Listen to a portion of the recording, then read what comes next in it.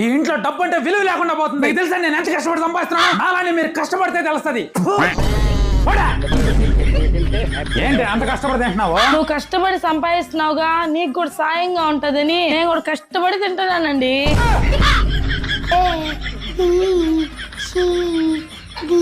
ఏం చేస్తున్నారా కొడుక?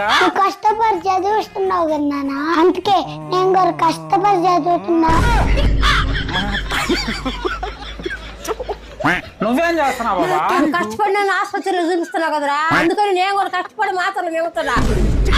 ఇప్పుడు మేము కూడా కష్టపడుతున్నావు, ఎక్కువ మాట్లాడామంటే కుమ్మేస్తావు. ఎవరు? హలో బ్రో ఏం ఎలా వచ్చావు? మా తమ్ముడు పెళ్లి కుదిరింది, కార్డులు ఇద్దామని వచ్చా. వచ్చావుగా ఇచ్చి. ఆన్లైన్ లో పంపించాను చూడు. ఆన్లైనా? కార్డ్స్ రేట్ ఎక్కువైంది, అందుకే ఆన్లైన్ లో పంపించా.